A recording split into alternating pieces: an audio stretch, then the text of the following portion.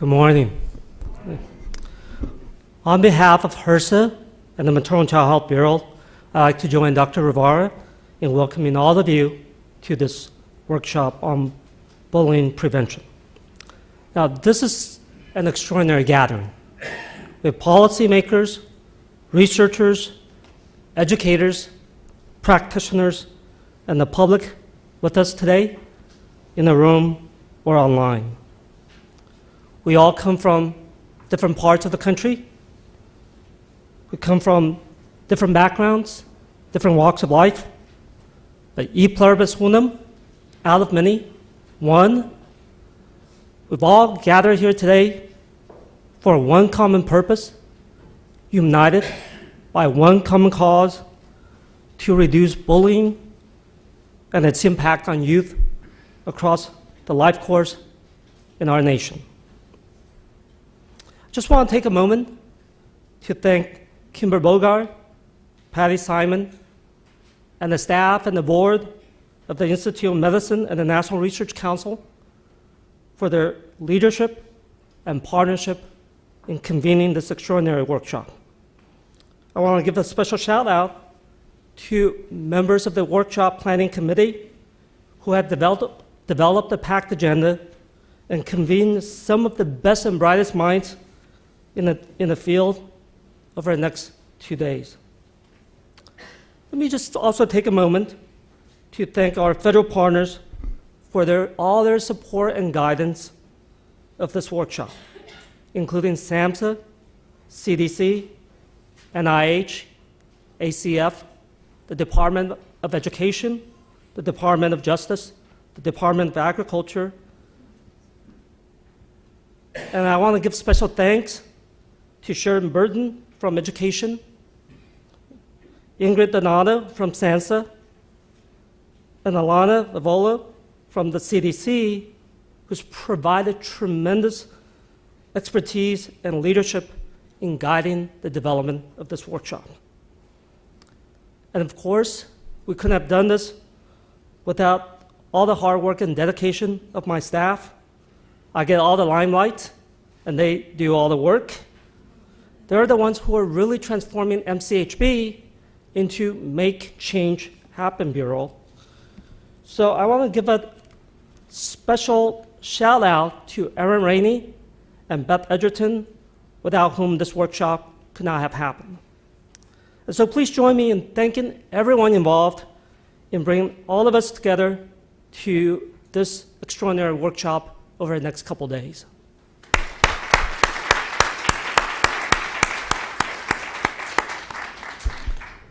I was asked to provide a little background as to how we arrived here today and why we thought that now is the time to hold such a workshop. As Dr. Rivera mentioned, I'm the Associate Administrator for Maternal and Child Health at HRSA, and I run a bureau that's responsible for improving the health and well-being of all of America's children, youth, and families. That's been our mission for over 100 years, dating back to the establishment of the Children's Bureau back in 1912. Since my arrival at MCHB 2 years ago, we've continued to look for ways to do better for maternal and child health in this country. And when it comes to bullying prevention, we know we can still do a lot better. So according to CDC's 2011 Youth Risk Behavior Surveillance System, 20%, that's 1 in 5 high school students experience bullying nationwide.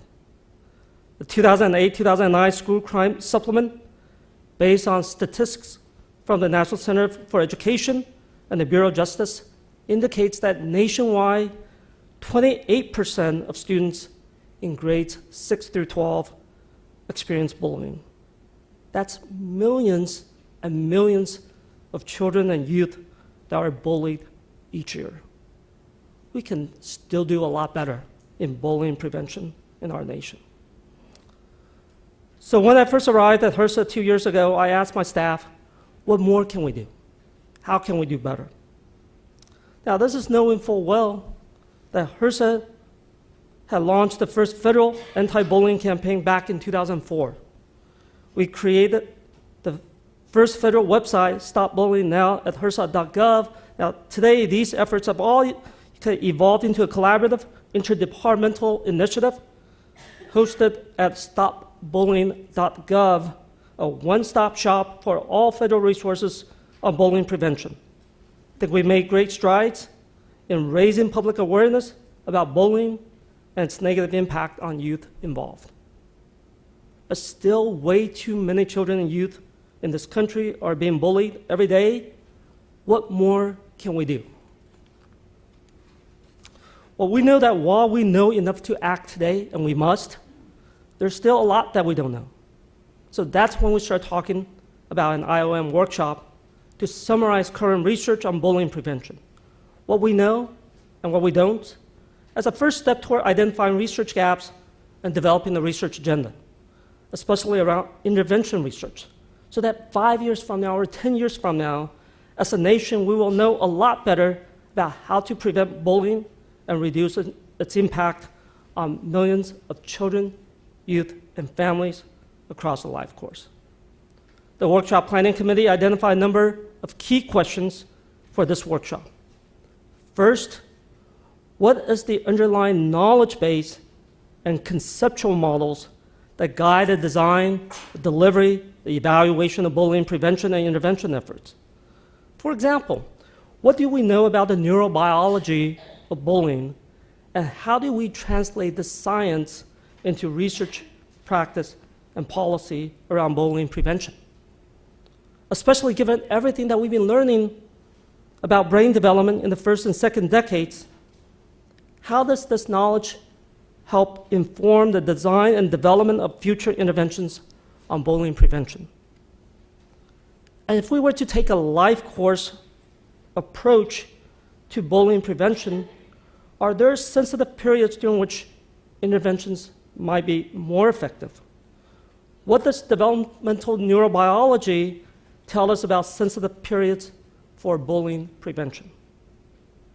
And what does the ecological model tell us about the social context of bullying prevention? The roles of bystanders, teachers and school personnel, pediatricians and other healthcare providers, families, communities, and policymakers. Second, are there specific interventions that are effective in decreasing bullying and the antecedents to bullying?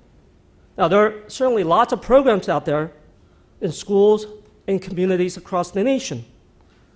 Do we know what works and what doesn't?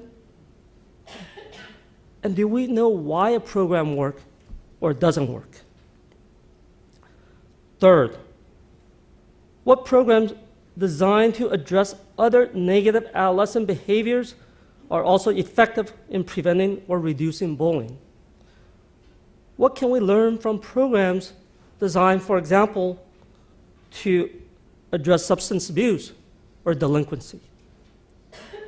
Fourth, are there specific models or interventions that increase protective factors and mitigate negative factors and the negative health impact of bullying? What can we do to promote resilience among children and youth who are bullied? And fifth, what are the key sectors involved in bullying prevention and intervention?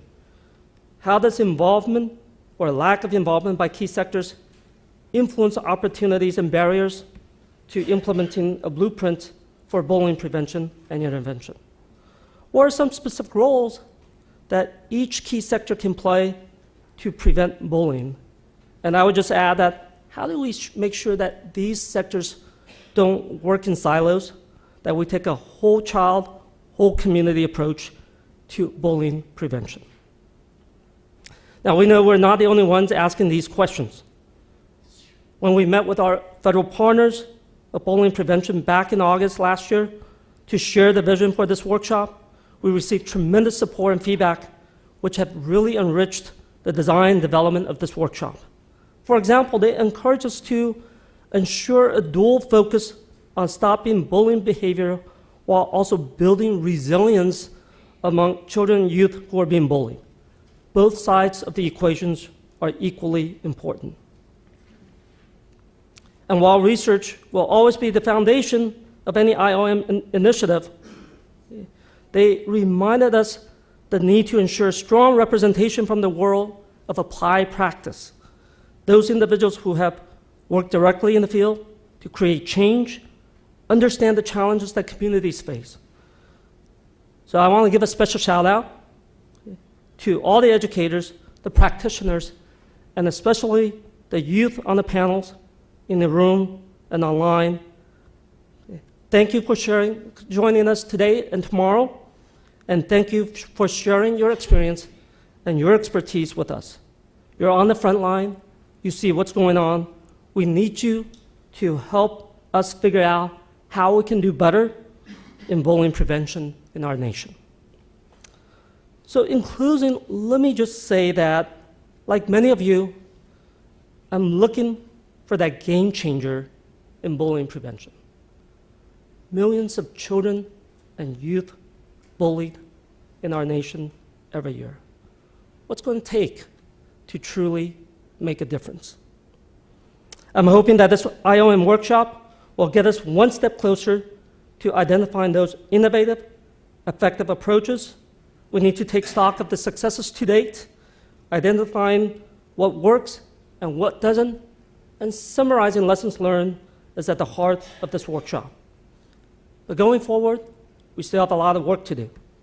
If 5 years from now or 10 years from now, we're going to be able to say that we know how to do better in preventing bullying and reducing its impact on youth, children, and families across the nation.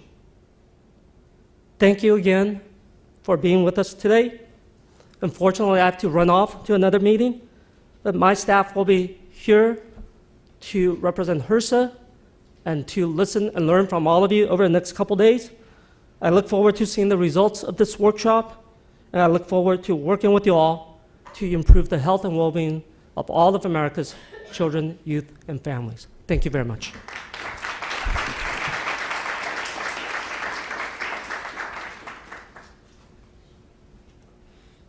Thank you, Dr. Liu. Next, we'll have our panel come up, and Megan Moreno, who's an adolescent medicine physician from the University of Washington, will introduce the panel.